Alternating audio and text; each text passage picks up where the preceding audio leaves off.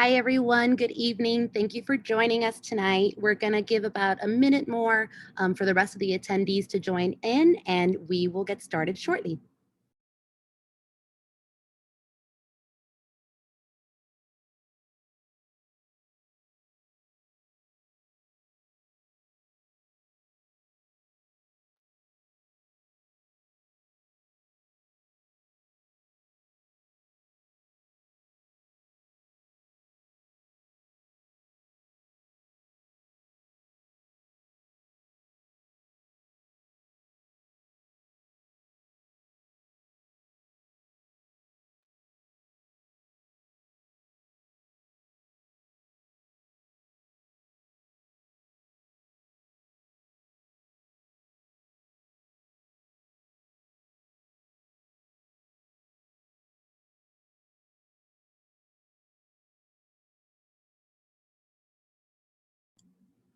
All right, let's go ahead and get started. Again, thank you so much for joining us for our third webinar in our online success series, Scoring Big with Financial Wellness and Scholarships. My name is Janessa Guzman, and I am a success coach here at FIU Online. I'm joined by my co-host and co-coach, Nahum Jean-Louis, as well as Kimberly Noy from the Financial Wellness Program, and Lisa Swinton from the Office of Scholarships. We'll chat a little bit about the success coaches and our roles before we kick it off to the main event with Kimberly and Lisa. Just before we get started, a few housekeeping rules. We will be recording this webinar and sharing it with you at your FIU email address. So don't worry about taking any notes. If you can't, you'll be able to get that information shortly. As well as we have a Q&A feature down below. Definitely use it. Ask any questions that you may have. We just ask that if it's a personal question or you have personal information, don't share it in the chat just because others can see it. If you do have a personal question, we'll be giving you our contact information throughout the presentation. As well as at the end, a quick survey will be shared with you. Takes about less than a minute to complete, short and sweet, and your feedback is very valuable to us, especially moving forward with our other webinars.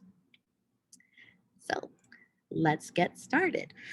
Just a quick stats, not to bore you, but just wanted to let you know that you are in good company and good hands here. There are about 35,000 students that are taking at least one online class and 7,500 students that are fully online students just like you. And we really are here dedicated to your success. So what is a success coach? And we get this question asked often. And really what we are is an additional layer of support to help you succeed both in and out of the classroom. We're here to connect you to resources that you may not know are around or may need, as well as helping you accomplish big and small goals. We really just want to make sure that you are successful throughout your time here.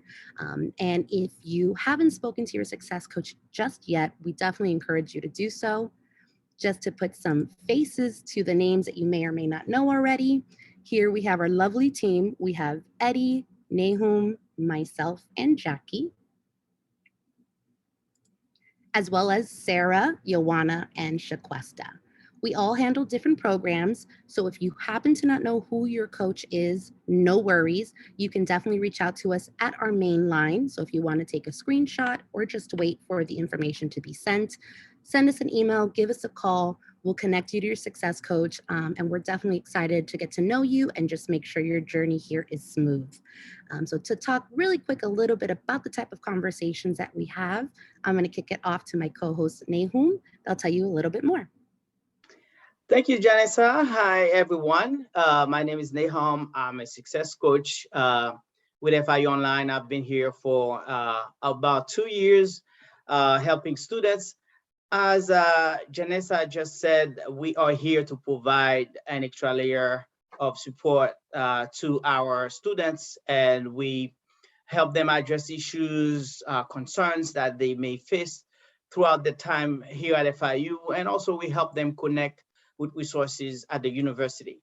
So we focus on 8 areas: commitment to completion, career, university, community, academics, effectiveness, health and support, managing commitments, and finances.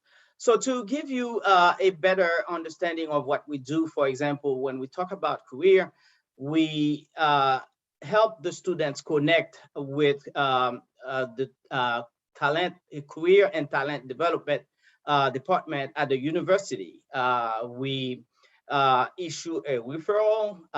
One of those professional career advisors, they give a call to the student, and they have a meeting with the student, talking about the interest of the student, the goal and stuff like that. And from there, they advise the student.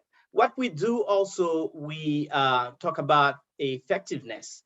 When we talk about effectiveness, for example, I can give you an example.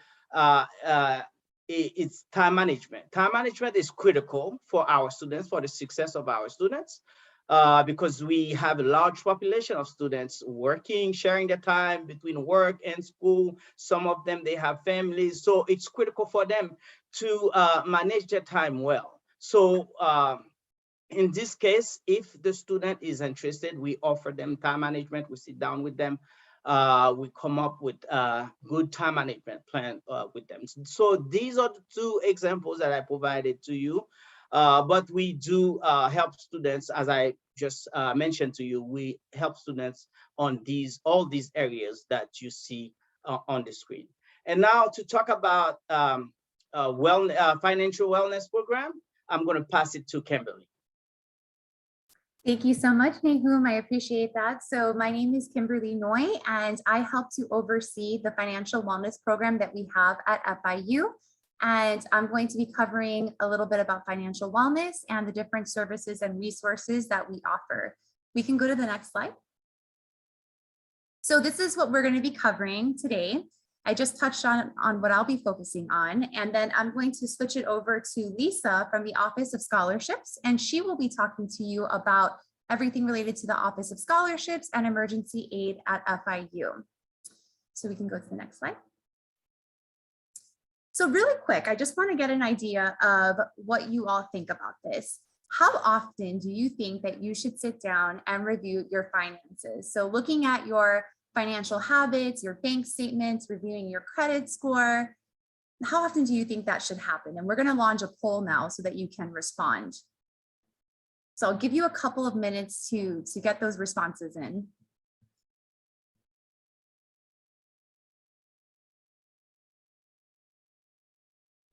I actually don't even see the poll.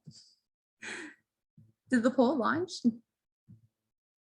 Maybe I just don't see it on my screen. So I see somebody responding in the chat weekly. So the options were weekly, monthly, once every 6 months, and once a year.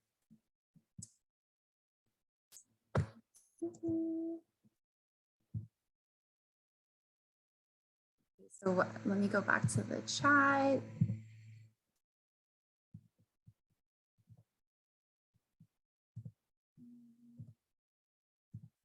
Multiple windows, of course, this happens. My chat screen is hiding from me. Hold on 1 minute, sorry about that. Okay, awesome. So I'm still, here we go. Weekly, I see weekly again, once a month. All right, awesome. Thank you for your responses. Sorry about the delay. Yeah, so these are really great answers. I love that a couple of folks said weekly, and I do see that somebody said not yet. That was probably to the poll though. Yeah, these are great things to be doing. It is recommended that you look at your finances at least once a week, ideally. That's not to say that if you are not looking at it once a week that it's a bad thing, but it can help you when it comes to detecting issues with, charges on your bank account that shouldn't be there, credit card issues, even identity theft. I have been unfortunately a victim to identity theft, and that was not fun. So you being proactive about these things, and you don't have to do a deep dive, but checking out those sort of things, on a weekly basis, it really does help. And if you want to look at take a deeper dive and look at your long-term financial goals, reflect on how you're doing with that, that can be something that you do a little less often, right? So awesome, thank you. We can go to the next slide. So financial wellness and looking at what does that really mean. So of course, this can mean different things for different folks, right? But these 4 areas that you see below are the key components that we have identified that we think are important to living a financially healthy lifestyle and just having an overall healthy financial well-being, right? And you'll notice that there is a distinction between financial wellness and financial literacy. So we often hear about financial literacy, and that is something that you need to work on. It is one of those key components. Those are things such as budgeting, building credit, saving, those sorts of foundational skills that you need to manage your finances. But we know that oftentimes we are aware of the things that we should do. We know the skills, we learn the knowledge, we cultivate that, right? But then sometimes we don't carry out the actions. We don't see our financial goals to fruition, right? And that comes into play, then the other 3 components kind of come into play, especially when it comes to self-awareness. We need to be able to understand what the areas that we are strong in when it comes to managing our finances, and what are some areas that perhaps we need to grow in. And building that self-awareness, understanding what we like to call your money personality is really going to help you be successful at carrying out those foundational skills and accomplishing your goals. So financial literacy is the first one, building that financial self-awareness, understanding your past with your finances and how that has influenced the way that you make decisions about your finances today. That's an area that I find to be very interesting. When I sat down and I reflected on that a bit, I was like, wow, there were certain messages that I received in my household growing up that really influenced the way that I kind of look at my finances today. And kind of making that connection, it really helps me in understanding my money management. So also, of course, when you're practicing these things and when you're accomplishing your goals, you're naturally going to grow with your financial confidence, right? But one of the things that we hear often is that students are not, they want to kind of avoid finances because they're not where they want to be. And one of the things that we really try to tell students is that you may not have the income that you have right now, the ideal income that you have at this very moment. We always are trying to grow. That's why we're here getting our education, and we want to grow professionally with this degree. So that's going to happen. But now is actually the perfect time for you to be working on these things. And education is so powerful. So even if you don't have that income per se, you can work on building up your confidence, your education with your finances, so that when you do have that income, you're able to effectively, right off the bat, you have routines in place that are going to help you be successful with managing your finances. And some of you may already have your income the way that you want it to be. So it really just depends. Everybody can be at a different part of their life with their financial journey. And then with financial goal setting, we always try to make sure that students are thinking of a complete picture. So short-term goals tend to be what we focus on oftentimes, but we always try to bring up those long-term goals, especially when it comes to retirement. I know that that's like such a not cool word, but it is something that I feel like we all need to be focusing on. I don't care how old you are, if you're 18, 17, 25, 30, it's never too late. It's never too early to start, never too late to get started, right? So, those long-term goals, they do sneak up on us. So we do have to be planning for that. And that is something that we try to target when we have conversations with students. Next slide, please.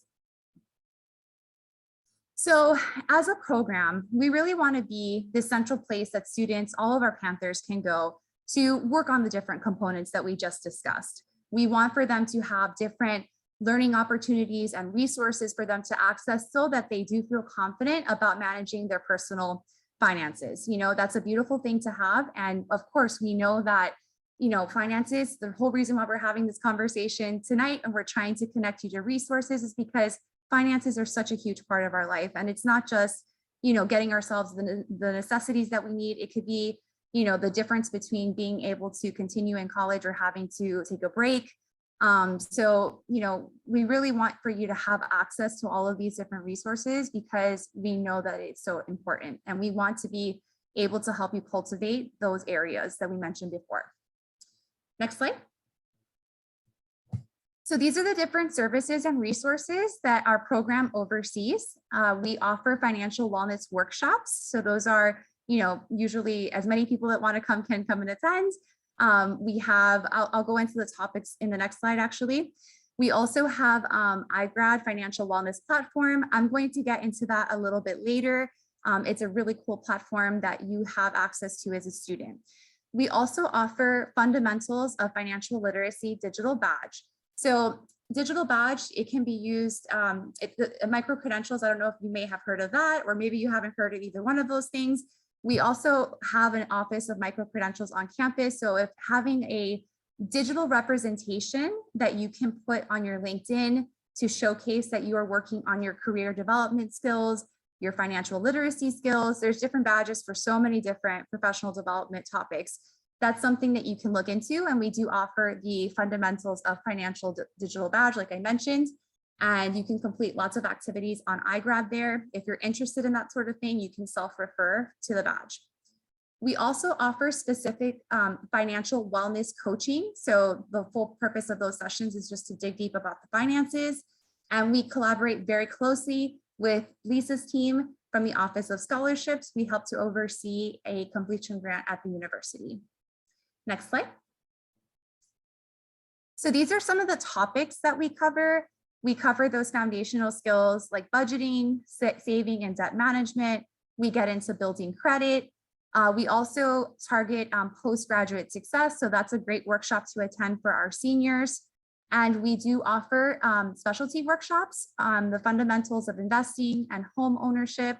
We did also have 2 CPA certified public accountants do a tax workshop last month. So that was pretty cool. And when we have the fundamentals of investing and home ownership, we partner with on-campus Wells Fargo, and they send people to do these presentations for us. They send a certified financial planner and a mortgage broker. So it is, really in-depth and really comprehensive. And we do those workshops both on campus and virtually as well. So those are really cool workshops to check out if you're looking for those particular areas, which those are areas that students seem to be very interested in. Next slide, please. So in terms of iGrad Financial Wellness Platform, this is a free resource for all FIU students and alumni. So we're going to get into it. I'm going to do a quick demo for you shortly, but it's really cool. So we'll get into it in a little bit. These are some things that it does. Next slide, please. So in terms of financial wellness coaching, if you were to self-refer, or let's say one of your student success coach may say, hey, they can have a little bit more of an in-depth conversation about some of these topics. You could meet with somebody from our team if that is something that interests you. And what those sessions look like is, providing you with that one-to-one feedback of your financial goal setting, having somebody facilitate the conversation with you, looking at those short-term and those long-term financial goals, helping you build that self-awareness and confidence that we discussed earlier. They can kind of provide you with a little bit more of a detailed overview of iGrad Financial Literacy Platform. They're also really great at identifying resources that are related to finances at FIU. And again, if you want to have an action plan that kind of goes over, these are your goals, this is what you want to accomplish, which I know that we all love action plans. That's something that you can benefit from with the coaching. Next slide, please. So I mentioned before, we collaborate with the Office of Scholarships. We do oversee a completion grant, and the purpose of this particular grant is to help seniors that are in their last 30 credit hours at FIU kind of ease some of that financial burden that we experience. I mean, there's always financial burdens, but sometimes when we're seniors, if we're applying to graduate school, or if you're taking classes that require more textbooks and access codes, or you're taking more classes and maybe your financial aid doesn't fully cover your tuition costs, depending on whatever your need is, if you have financial need, I encourage you to apply. We do ask that applicants, it is a requirement that applicants have a minimum GPA of a 2.0. We do have the Go link here listed as well. And just to keep in mind that even if you are within 30 credit hours and you do have a minimum of a 2.0, that does not necessarily mean that you're 100% going to be approved. We do look at other things too. But we really, more often than not, we're able to assist folks. And if you don't qualify for some reason, part of what we do is trying to find other scholarships that you may qualify for. And we're going to send a flyer that has this information. There's actually going to be a few flyers related to the financial wellness program. that will be sent in that follow-up email that was mentioned earlier. So I'm going to go ahead and transition over to Lisa from the Office of Scholarships, and she's going to explain to you everything to know about applying and all that good stuff. Thank you, Lisa. Hi, good evening, everyone. My name is Lisa Swinton, and I am here from the Office of Scholarships. So I just want to share some information with you all briefly this afternoon. And just going to go over some basics about our office and what you can expect, and some ways that we're able to assist students here at FIU.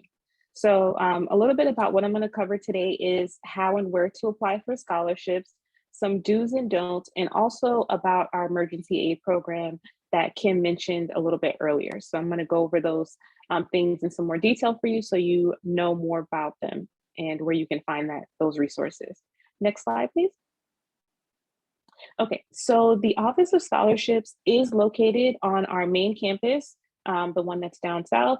We do see students in person daily. We have walk-ins, we have students who come in for appointments that sit down with us. We also meet with students via Zoom if you want to schedule a Zoom appointment, if you need further help that's going to take a little bit longer.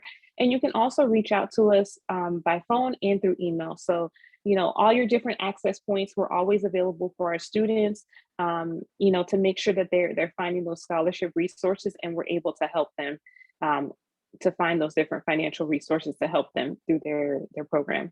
So some of the things that we provide, like I mentioned, is we do provide scholarship search assistance, meaning we can tell you basically where to find certain scholarships. But if you do need a little bit more time, actually someone to sit with you and kind of like point you in the right direction, or to let you know specifically which scholarships you are eligible to apply for, that is something you can reach out to our office and ask us, and we will let you know, hey, these are some of the scholarships that are available right now that I see you meet the criteria for. So, I would encourage you to apply for these specifically. So that is something that we can do.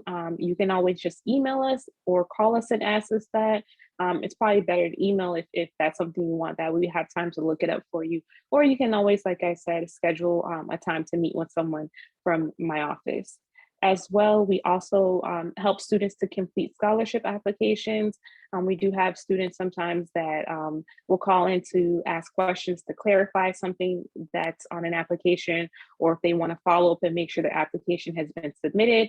We're also happy to help you with that. We assist students with emergency funding and pretty much any and everything that's scholarship related. If you want to know more information about even external scholarships, we do post external scholarships on our scholarship website as well. So any and everything that's scholarship related, even if it's not directly with our office, we'll do the research for you and get back with you and provide that information. We just try to make it as seamless and as easy for our students. We already know that they have so much to worry about. And we don't want them to be, all over trying to do the research and find out where they need to go. It's a little bit easier sometimes for us to do that for you. So next slide, please. Okay, so on this slide, I'm going to go over our scholarship website. So as you see here, this is our Go link. It's go.fiu.edu/scholarship. This is the website where you can go and look for all the scholarships that we have available at FIU at any given time. So the scholarships that you see on the website will be scholarships that we're currently accepting applications for. If a scholarship is not open and accepting applications, you won't see it listed. And on that website, it'll give you usually the title. You might see like a brief description underneath the title, and on the right-hand side, you'll always see the deadline for that particular scholarship. And the way the system is designed is that those scholarships that are due the earliest will appear first, and then it will go down in order from there. So the more time you have to turn it in, it'll be at the bottom of the list. So sometimes we like to tell students that because it's not really in alphabetical order, and they get a little bit confused and like, kind of like, hey, why is it arranged like this? But that's usually how they're arranged on the system. Another thing that we try to do is each unit. So for example, say you're a student who is majoring in business, we try to open all the business scholarships at one time. So if you go into the website, Right now, you'll see that there's a lot of scholarships for the College of Business that you can apply for, and they'll all be due pretty much on the same day. We do that because we know that if a student is going on there to apply for one scholarship, more than likely you're going to just go ahead and apply for a couple, especially if you meet the criteria. So you'll see that. And also, you want to make sure that you're applying to all the scholarships that you qualify for. So like I said, if you're applying for one that you meet the criteria for, just go ahead and look through the rest and apply for everything that you're qualifying for and you meet the criteria for. A lot of times we have applicant pools that are smaller, but it's to your benefit to just go ahead and apply because you never know. Make sure your applications are complete when you're submitting them on our website. And also I always say, make sure that you are not missing those deadlines. So really quick, I just want to see or get a feel for how many of you have been on our scholarship website before, whether it's just looking around or you've actually applied.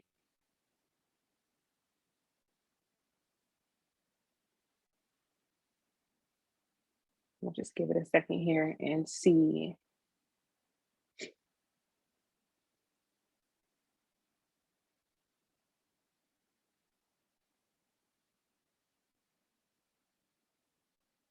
Okay, so a good number of you have been on the scholarship website before, and if a couple of you said that you'd be interested in hearing more information. Okay, cool.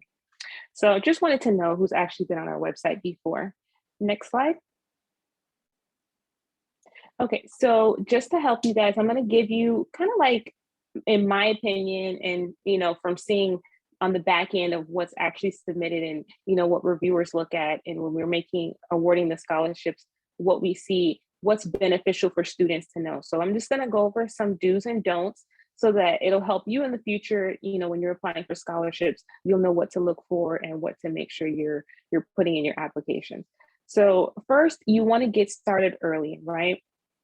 The way scholarships work at FIU is we like for students to plan ahead, right? So if you know that in the fall semester, because our financial aid team tries to do a pretty good job of awarding financial aid early, letting you know how much you're going to receive in aid. So if you know that you're going to maybe have a gap in your funding, or maybe you don't want to have to work during the semester, or maybe you just want to get some extra dollars to pay for books, or whatever your extra cost may be for a semester, you want to be applying ideally in the spring or the summer before your fall semester starts. So that's why I say get started early. Like I said, right now we have a lot of scholarships posted on our website. So now is a great opportunity to go ahead and check those out. A lot of them will be closing around the 15th of April. They may be extended a little bit longer, but generally around the 15th of April, a lot of them will be closing, and we'll start looking at students that we're going to award for the fall and spring of next year. So always you want to be applying early. The other thing is, like I mentioned earlier, apply for scholarships where you meet the criteria.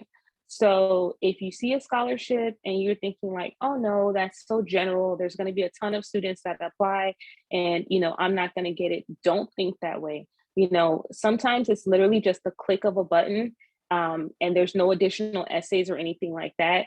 So you're just going to need to submit your basic application.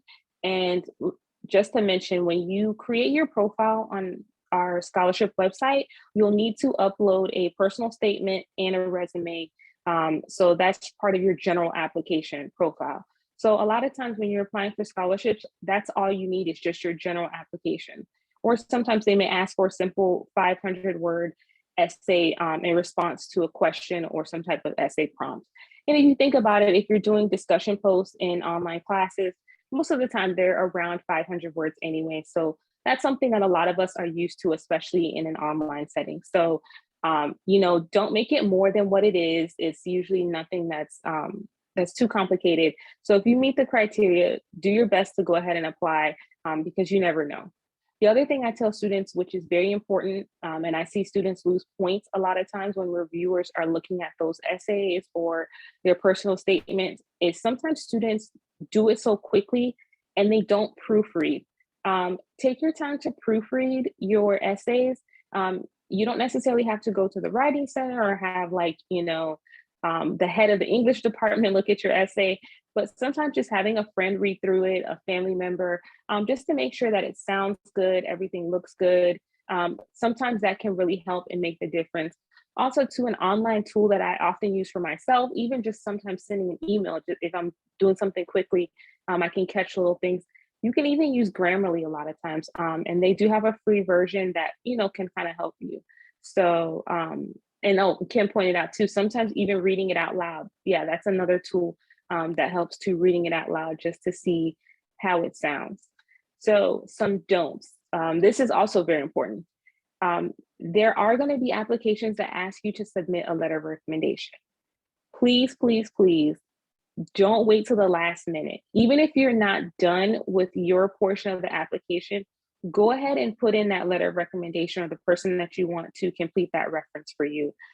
Because usually the more time you give them, the better the letter is going to be that they write for you. If you give them like 24 hours notice, sometimes they don't even do it.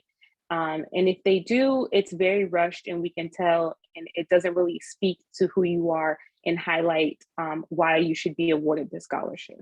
Okay, so make sure you give your references time to write those letters of recommendation for you.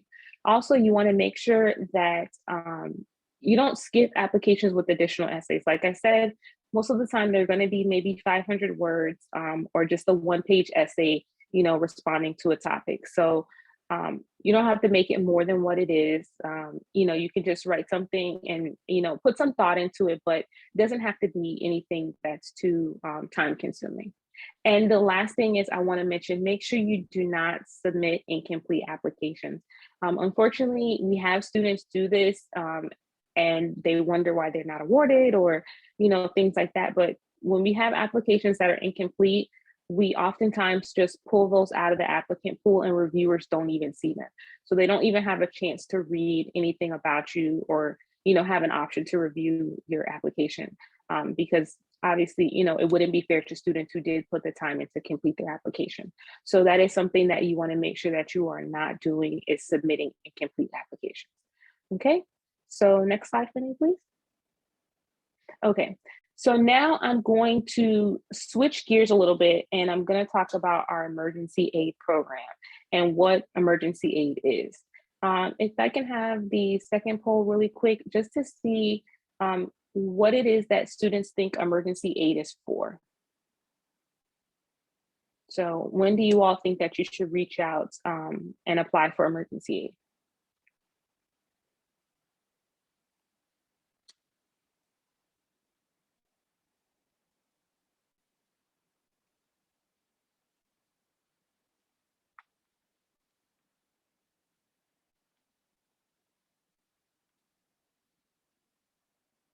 Okay, great. So you guys all kind of figured that one out. That's good. So emergency aid, right now, a lot of people know it as a response to COVID. We received a federal emergency relief to help students throughout the pandemic and after the pandemic to kind of like get back in school, to get back on their feet, because obviously there were a lot of financial burdens during the pandemic that students and, you know, everyone we know pretty much had to deal with. So that's kind of like what a lot of students know of emergency aid right now. But as the summer closes out, we will kind of like be phasing out of that and going back to the true purpose of emergency aid. So emergency aid was designed in response to a need that we saw at FIU for all of our students. We saw that there were students who what would happen is they would have all their tuition and fees and probably books covered for a semester, but then midway through the semester or a couple weeks into the semester, something would happen in their life. They would have some type of life event that would disturb them, either and cause a financial situation or financial burden for them, or something else that derailed them from going to classes and being able to be productive and get their work done, right? So as a response to that, what we did was we created the emergency aid program. And with this, students are able to go online to go.fiu.edu/eaid request, and you're able to fill out an electronic form and pretty much give us a brief synopsis of kind of like what's going on in your life and why you need some emergency help. So oftentimes we'll see students will put in there that they had something with their car, And many of our students commute back and forth to campus, or even as an online student, you may work outside of the home and be an online student as well. So, your car is very important for your transportation. We've seen students who maybe have had issues paying their rent or their utilities, or even just some things for some of us that may seem simple or not so simple is, being able to buy groceries. So those are some of the things that we're able to help students with if they submit that request and let us know that they do have a need. So some of the resources that we do provide for students is financial. We do provide them financial relief if they need it, but we also partner with the FIU Food Bank. So if a student is facing a food insecurity, we will refer them to the food bank to help them out with that. We also work with CAPS, which is our counseling center here at FIU. So if we see that from what they're writing, they seem like they're very stressed, it's more than just a financial burden, or it's, they have a lot going on in their life. We may say, hey, you may benefit from talking to someone in CAPS, even just one session of someone listening to you, that may benefit you and help you bring some of your anxiety down. So that's something else that we may do. If we see that a student has a lot going on, we may reach out to Kim's team and say, hey, you may benefit from speaking to one of our financial wellness coaches. Maybe they can help you get some things back on track, help show you some tips on how to budget. So we work with other teams on campus besides our office, because we see that students sometimes with an emergency aid request, it's not just financial. Sometimes it's financially related with other factors, and we're able to reach out to other partners across campus to get the student a more of a holistic helping hand that they need. So that's a little bit about our emergency aid program. Again, the link is go.fiu.edu/eaid request. So if you ever see yourself in a situation where you are having any type of emergency, don't hesitate to fill out that form. And so we can see what we can do to help you in the event of an emergency. So I believe that's it for me. So I'm going to toss it back to Kim so she can go over iGrad with you and share some more information about that platform. Thank you. All right, so let me go ahead and share my screen. This here. All right, so hopefully you all can see my screen. Yeah, so you would go to the Go link that is going to be sent to you. It's go.fiu.edu/iGrad. And then it's going to have you log in through single sign-on. I was a former student, so that's why you see the two options here for me. So I'm going to go ahead and, oh, never mind. Sorry. Oh boy. Of course, this would happen. All right. Should be good this time. Yes, there we go. Okay. Oh my goodness, no, it did not work again. Wowzers. All right, let me try one more time. What is going on? Sometimes me and single sign-on are not friends. Hopefully this works.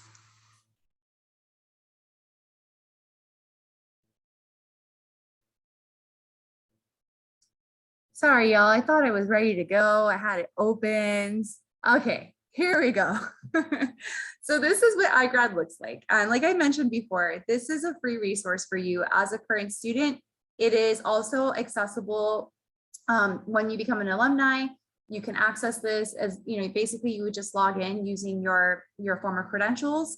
And also if you do have any, guardians, close family friends, people that you feel comfortable sharing your Panther ID with, within the household, you can have them also access this platform. They would basically just sign in through manual sign up. They would indicate that they are a family member, and then they could log in and access all these resources too. So we really wanted this to be for, of course, our students, but also for our FIU community. So keep that in mind.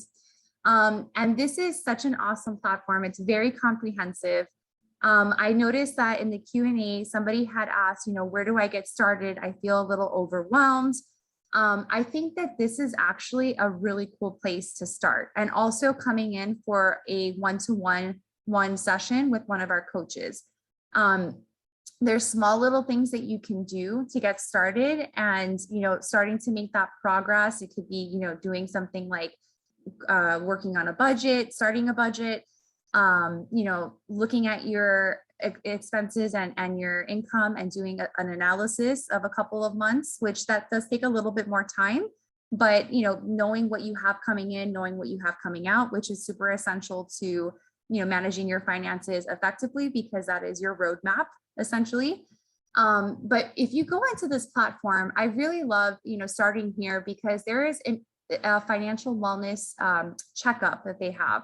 And if it's your first time logging into the platform, it will prompt you when you log in. And actually, so sorry, I wanted to ask, how many of you have utilized iGrad before? If we could launch that poll just to kind of see. Give it a couple of seconds.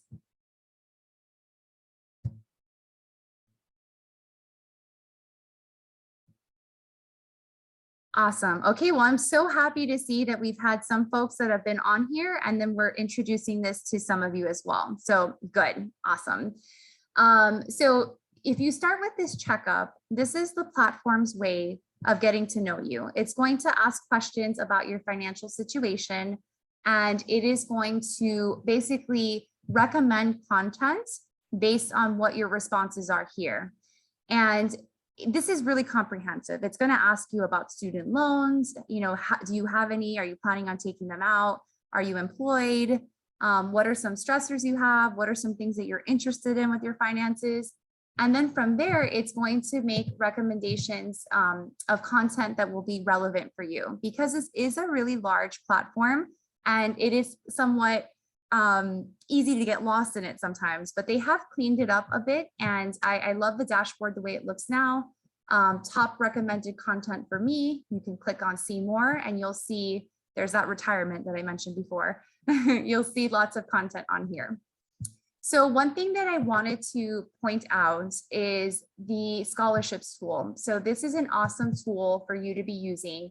And, one thing that I like to say to students, getting started with your finances can be as simple as developing a financial self-care routine. And I like saying self-care because finances are such a, like for some people, it's not like the best subject, right? But if we look at it with a little bit more of a positive attitude and we try to make it, in some ways a little fun, it definitely can become a less cumbersome task, right? And something that maybe we even look forward to. So I think that, in terms of having a financial routine, scholarship applications, this is free money for you, right? This is money that can help alleviate those out-of-pocket costs, put money in your pocket for personal expenses.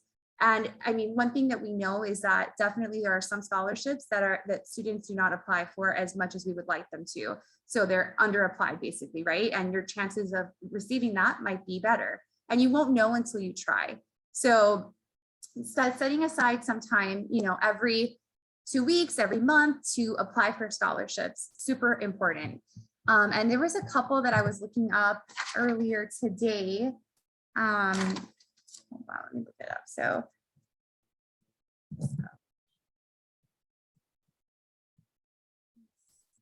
you can search, you wouldn't do it like this, but I had found some specifically that I wanted to show you. And this information is checked by iGrad, but of course you definitely want to, you can save it to apply later. You want to click on this apply box if you want to look at the full details on the external website. These are external scholarships. iGrad, this is something that I wanted to mention before, is a platform that is utilized by different institutions across the country. So we're not the only institution that are on this, right? So there may be some scholarships that are specific to certain regions. This particular one, you have to be a Florida resident to apply for. And then it doesn't have a specific major requirement, even though it's from the law offices of Gordon and Partners. It seems like it's for every major, and they do have a minimum GPA of a 3.2, but this is something that you can apply for. There was also one that I found for women only in STEM, in science and engineering and tech. That was the SAWF scholarship program. So this one right here, And then there was another one, which the deadline is today. So I don't know if you have any overly ambitious folks that are really looking forward to, getting started on this. Oh, why is it not working now?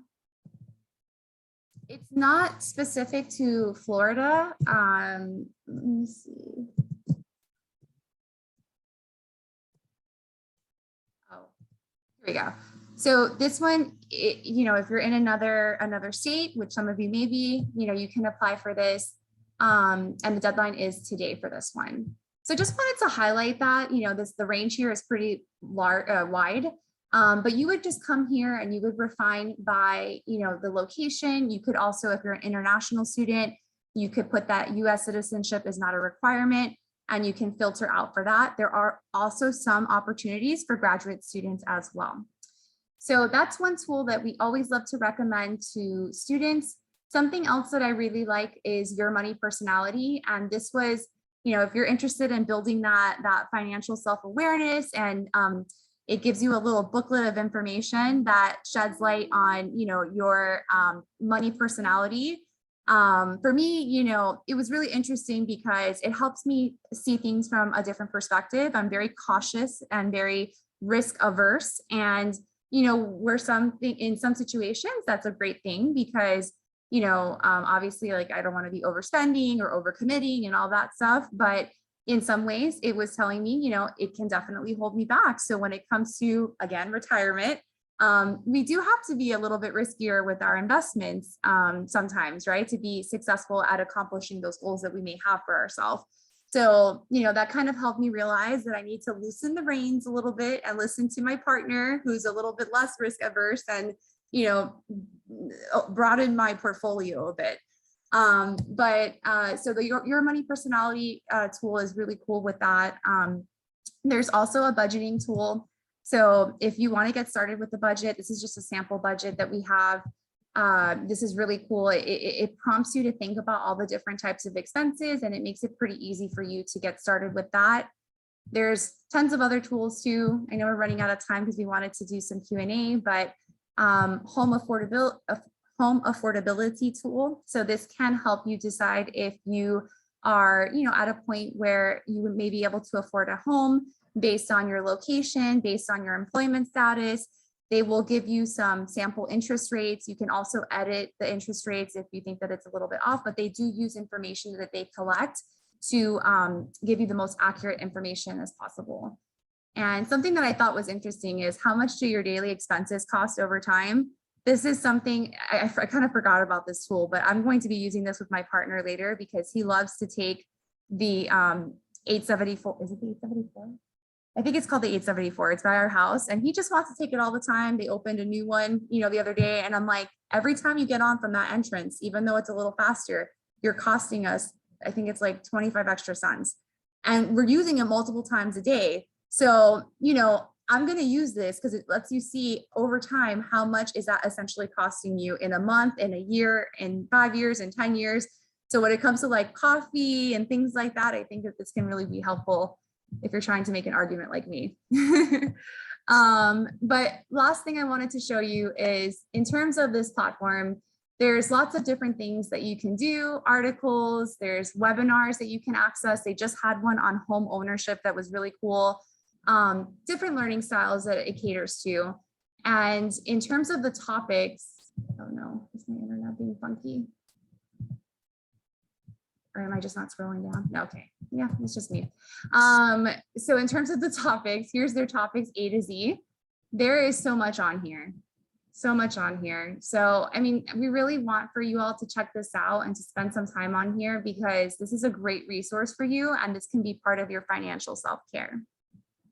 So I'm going to go ahead and stop sharing my screen, and we'll turn it over for any questions that may have come up.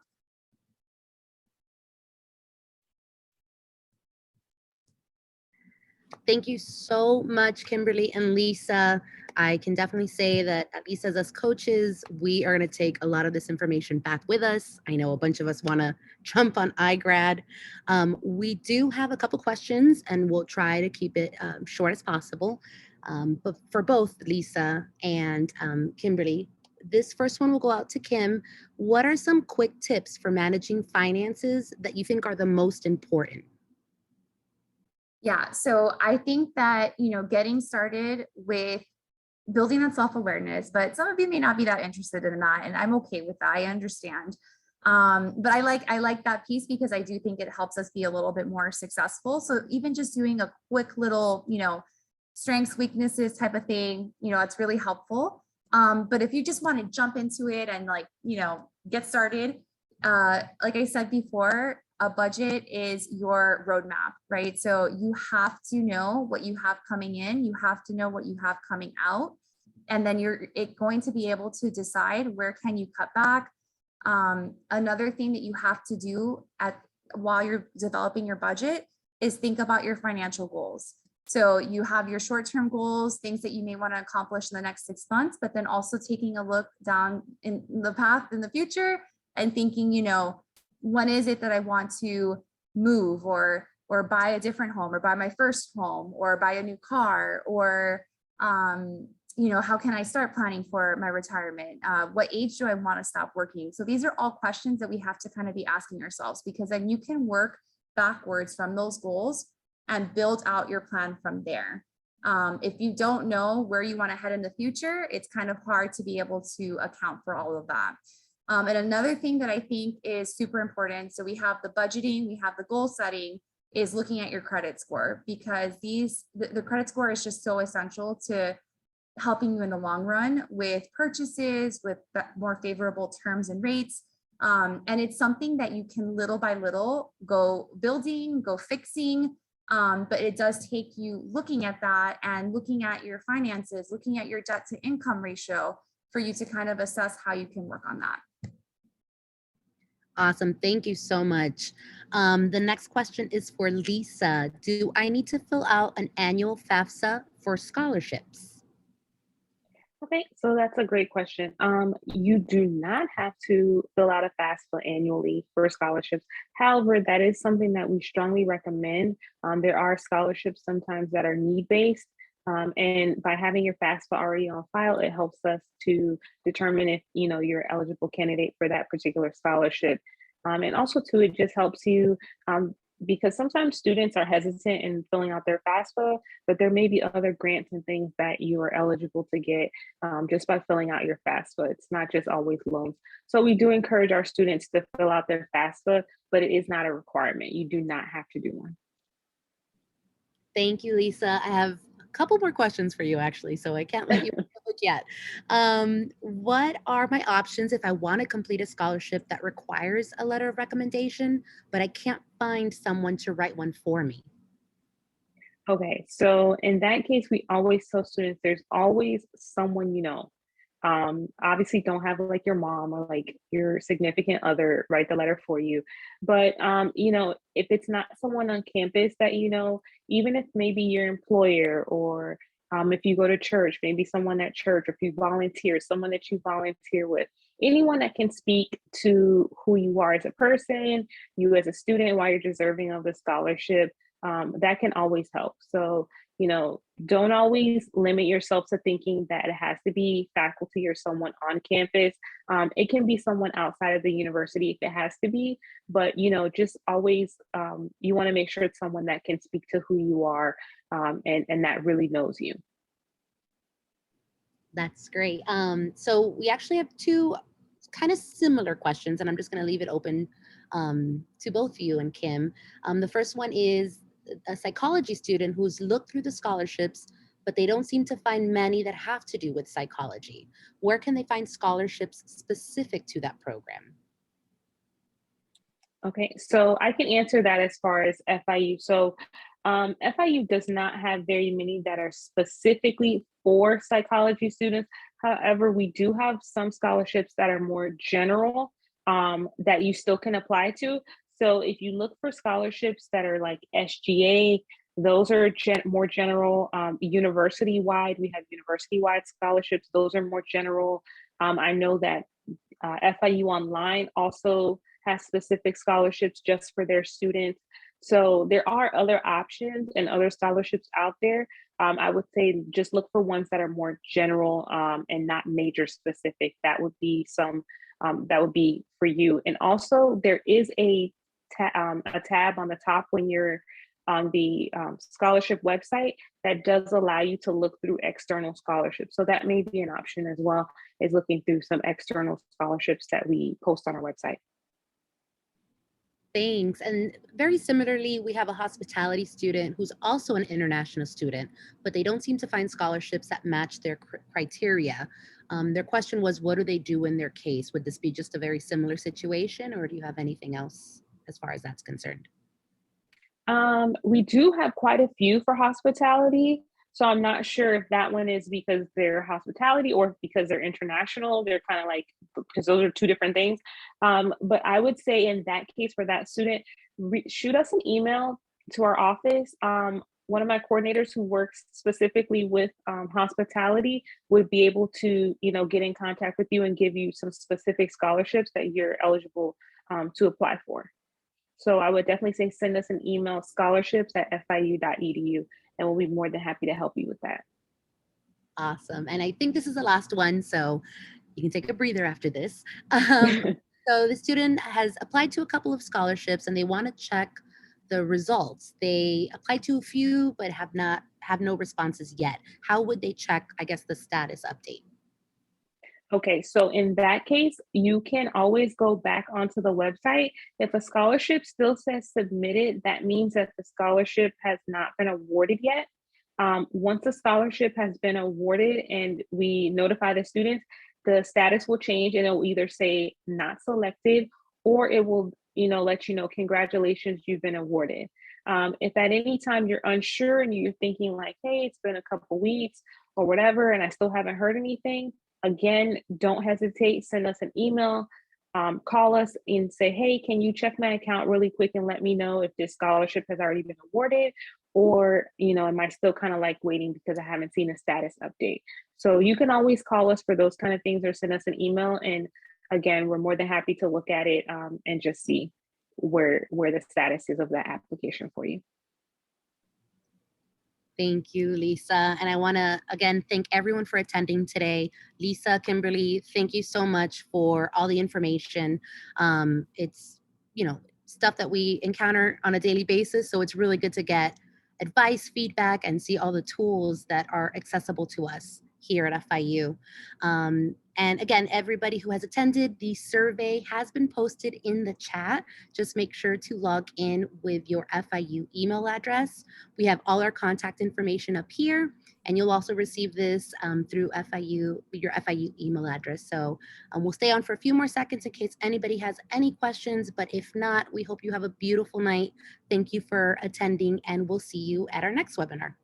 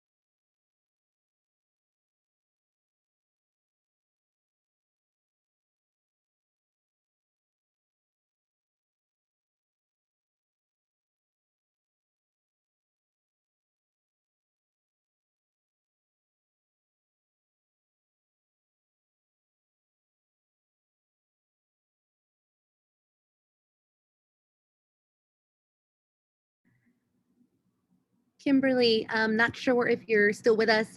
We do actually have a question on where can they access the workshops? Yes, so they will get a follow-up email, and we actually do have it on our website too as well. And we have all the programming coming up for Financial Wellness Month. I forgot to mention that. Next month is Financial Wellness Month, April. So we have a lot of programming starting this Friday with our workshop on emotional spending, which I love that workshop. And we will be sending that flyer with all the programming in the follow-up email. It's also great to follow us on Instagram because we have tips on there and information about our upcoming events. And we do try to update our website as well. That's great. Thank you, Kimberly. And thank you, everyone. We're going to go ahead and end this. So if you have any questions, please feel free to email us or give us a call. Take care.